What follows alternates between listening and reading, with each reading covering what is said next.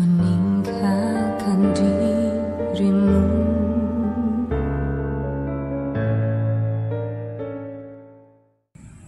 Assalamualaikum warahmatullahi wabarakatuh.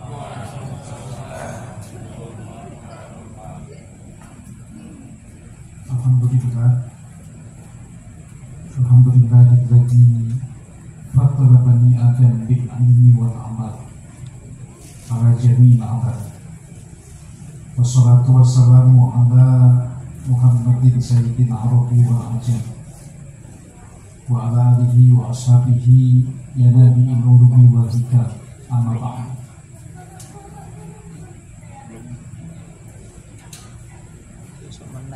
Yang mulia pembawa acara yang telah mengatur acara malam hari ini, kemudian bapak-bapak, ibu-ibu semua yang berbahagia, adik-adik kita yang tadi telah membaca Al-Quran dan juga telah membaca ayat tilawahnya. Mudah-mudahan kita semua dalam keadaan sehat walafiat, dalam keberkahan hidup, dan mudah-mudahan kita nanti dipertemukan oleh Allah Subhanahu wa Ta'ala di dalam surga-Nya. Amin ya rabbal alamin. Baik, jamaah yang berbahagia, pada kesempatan malam hari ini saya akan berbincang-bincang. Saya pakai bikin aja kali ya.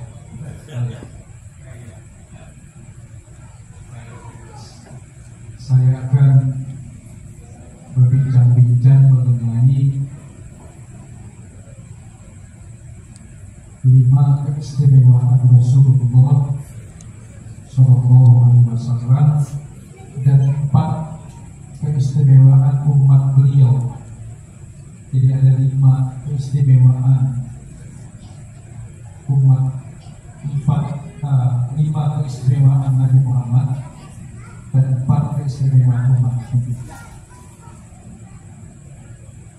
Mengenai yang 5 keistimewaan Rasulullah, saya kutip dari kitab Al-Iqtisad bil I'tiqad karya Imam Al-Ghazali. Beliau mengutip hadis Nabi kita Nabi Muhammad Sallallahu Alaihi Wasallam. Sementara mengenai 4 keistimewaan umat Nabi Muhammad, saya kutip dari kitab Nasrul Ibad, yang kitabnya saya tidak bawa ya, tapi saya sudah pindah dan catat. Nanti kita akan pelajari bersama-sama. Jamaah yang berbahagia, Rasulullah Sallallahu Alaihi Wasallam bersabda, "U'ti itu khomsan lam yutahunna ahadun minal anbiya'i qabli." Aku diberikan 5 keistimewaan oleh Allah Subhanahu wa Ta'ala yang tidak diberikan kepada para nabi sebelum aku. Jadi ada 5 keistimewaan yang diberikan kepada Nabi Muhammad yang tidak diberikan kepada seorang nabi pun sebelum Nabi Muhammad Sallallahu Alaihi Wasallam. Apa kelima keistimewaan itu? Kata beliau, "Nusirtu birru'bi masirata syahrin." Aku selalu ditolong oleh Allah Subhanahu wa Ta'ala ketika berperang menghadapi musuh-musuhku. Allah tancapkan rasa takut di dada mereka, ya, sebulan sebelum mereka menempuh perjalanan menuju peperangan. Jadi musuh-musuh Nabi itu takut kepada Nabi sebulan sebelum mereka berada di medan perang. Mudah-mudahan dengan mempelajari riwayat ini Ya, musuh-musuh Islam itu takut dan keder kepada kita. Amin ya rabbal alamin. Nyatanya memang dalam perang Badar kita menang. Walaupun jumlah kita cuma 313, mereka berlipat-lipat kali jumlahnya ketimbang kita. Kita menang dalam perang Badar. Dalam perang Uhud juga kita kemudian akhirnya menang. Dalam perang Khandaq juga kita menang di Madinah. Dalam perang Hunain juga kita menang. Bayangin Pak, zaman dulu Nabi itu perang berperang. Kalau kita sekarang berperang melawan hawa nafsu, itulah jihad akbar kata Nabi. Jamaah yang berbahagia, ini keistimewaan Nabi yang pertama. Yang keistimewaan ini tidak diberikan kepada nabi-nabi sebelum Rasulullah Sallallahu Alaihi Wasallam. Kemudian yang kedua, wajulat liyal ardu masjidan wa tahura. Fa ayyuma rajulin min ummati adrakatus salatu fal yusalli. Allah jadikan untukku bumi ini masjid yang terhampar, yang suci, sehingga dimanapun aku dan umatku bisa sholat di muka bumi ini. Jadi umat Nabi Muhammad tidak hanya bisa sholat di masjid, di musola, tapi bisa sholat di tanah lapang, bisa sholat di hutan, bisa sholat di gunung, bisa sholat di laut, dimanapun. Karena kita meminta yang kita inginkan, bukan yang kita butuhkan. Sementara yang tahu kebutuhan kita Allah dan kemampuan kita adalah Allah. Ketika Allah kasih berarti memang pas sesuai dengan kebutuhan dan kemampuan. Tapi ketika Allah tidak beri, karena apa? Karena kita nggak butuh, hanya akan memberatkan kita. Jadi kalau dengan miskin aja kita udah bahagia dan tenang, Allah nggak bikin kaya kita, karena Allah tahu kalau bikin kaya kita malah sengsara, malah kita bahagia. Karena Allah sayang sama kita, dibikin tidak kaya saja, asal cukup udah tenteram, udah bahagia. Kesenangan bisa dibeli, tapi ketenangan tidak ada yang punya, tidak ada yang jual. Jadi ketika Allah tidak beri kepada kita, karena Allah tahu ukuran kita. Kok tahu ya? Karena Allah yang menciptakan, kayak mobil kan. Misalnya mobil maaf ya, yang zaman dulu doyok dibikin 2 silinder. Butuh nggak itu? Nggak butuh. Nggak kuat lagi juga. Ya, kemudian dipasang di situ mesin ya sekian meter lah, sekian PS gitu ya, PS ya, gitu. Power apa itu? Misalnya, ya buat apa sih? Jalannya juga cuma ke kantor pelan-pelan. Jadi Allah yang tahu kebutuhan kita, makanya semua perintah kita disaring sama Allah. Tapi yang baik-baik akan disimpan nanti. Ya Allah, berikan hamba ampun, nanti ampuni. Berikan hamba kasih sayang, nanti akan diberikan. Ya Allah, lindungi hamba dari api neraka, akan diberikan. Berikan hamba ketenangan, lawir terangi kubur hamba, yang Allah akan diterangi. Kira-kira begitu. Kalau dunia mah sebentar banget. Nanti kita akan pulang ke kampung kita yang sebenarnya, yaitu surga. Maka saya bikin buku nih, ayo pulang ke surga judulnya. Ya, nanti pelan-pelan ya, kalau udah nanti saya bawa kemari. Insya Allah. Baik, ada lagi? Saya akan memberikan catatannya, tapi saya akan ulangi saja. Kemuliaan Nabi Muhammad itu yang pertama, ketika berperang, kalau terdapat rasa takut, ya, ya, kepada musuh-musuhnya. Sebulan sebelum perang musuh Nabi sudah takut. Yang kedua, bumi ini dijadikan masjid yang suci, sehingga dimanapun umat Nabi Muhammad bisa sholat. Yang ketiga, Allah halalkan untuk Nabi Muhammad ini harta rampasan perang. Ya, padahal ini enggak dihalalkan buat umat-umat yang lain, buat nabi-nabi yang lain. Yang keempat, ya, Allah izinkan Nabi memberi syafaat kepada umatnya, kepada kita. Dan yang kelima, ya, nabi-nabi sebelum Rasulullah itu diutus buat kaumnya, tapi Nabi Muhammad diutus untuk seluruh alam. Begitu. Ya, ini yang pertama ya. Kemudian yang keempat, saya coba bacakan juga. Ya. Yang pertama, taubat Nabi Adam baru diterima di Mekah. Sementara taubat Nabi Muhammad dimanapun diterima. Yang kedua, Nabi Adam berbuat dosa dalam keadaan berpakaian tapi ditelanjangi nama Allah. Umat Nabi Muhammad berbuat dosa sambil telanjang, tapi ya habis berbuat dosa masih bisa berpakaian. Ya Pak. Kemudian yang ketiga, Nabi Adam ya berbuat dosa itu dipisahin. Ya. Nabi Adam turun di India, Nabi Ibunda Siti Hawa turun di Saudi Arabia, ini dipisahkan. Tapi umat Nabi Muhammad walaupun berbuat dosa suami istri tidak dipisahin. Dan yang terakhir, ya,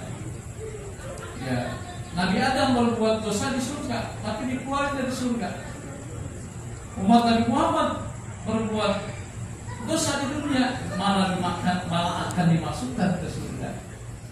Beliau, coba dibuka Pak, udah ada dunia belum?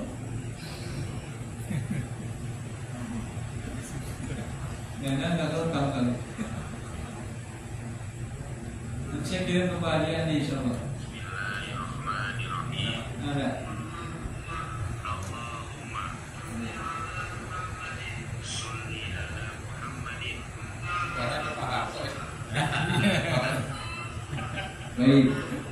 Baik, ini yang saya sampaikan. Kalau kita dapat Fatihah, tadi MC bilang kita tutup dengan doa. Yang dimaksud di sini berzina, Pak. Cuma berzina ya? Ya, tapi juga berlaku buat dosa-dosa yang lain. Ini simbol saja bahwa umat Nabi Muhammad berbuat dosa ambil telanjang, maksudnya berzina.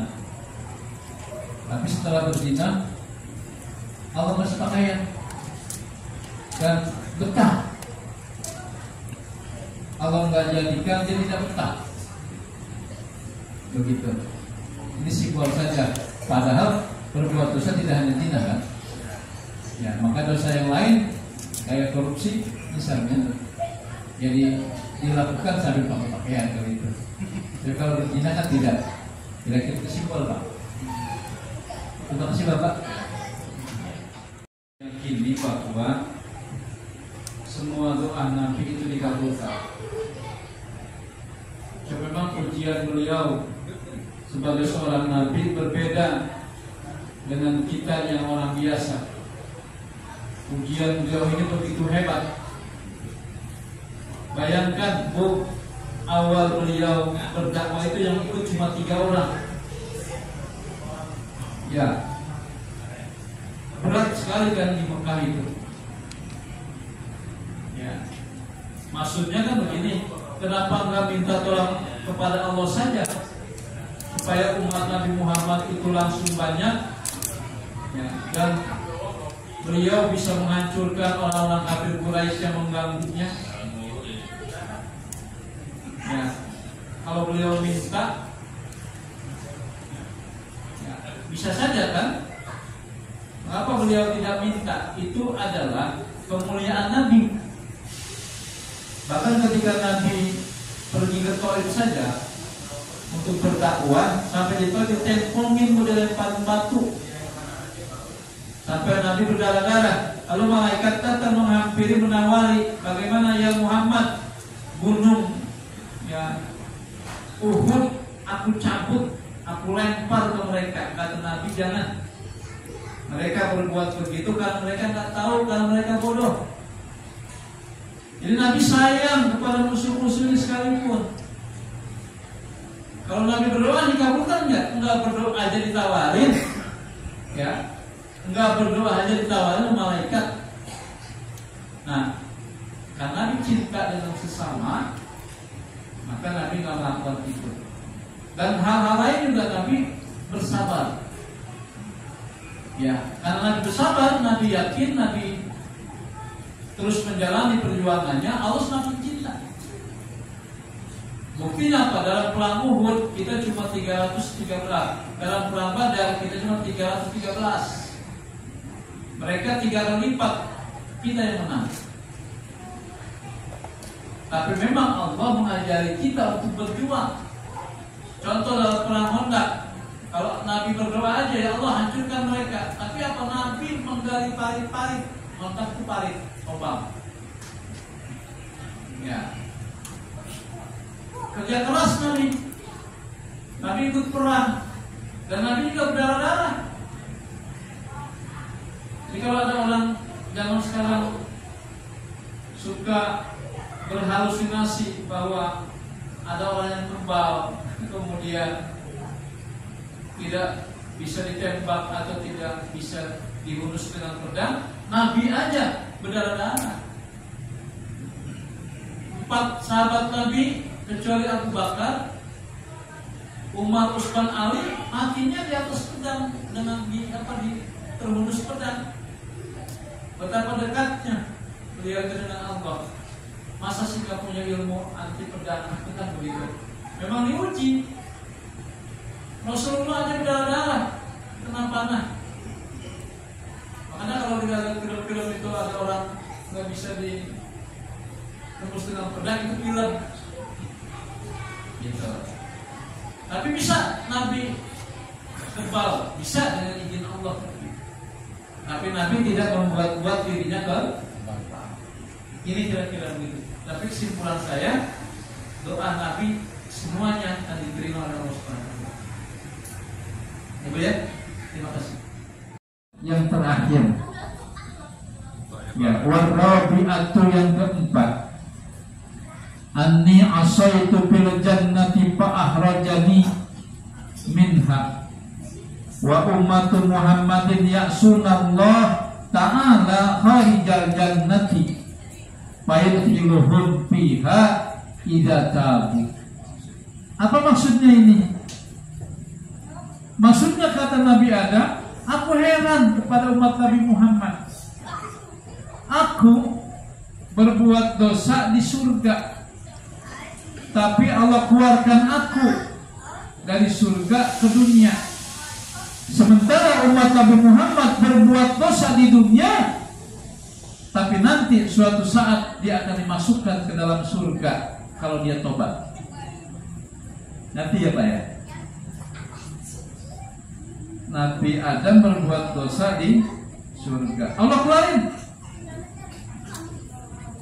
dari surga ke dunia. Umat Nabi Muhammad berbuat dosa di dunia, malah dimasukkan ke dalam surga nanti kalau dia tobat.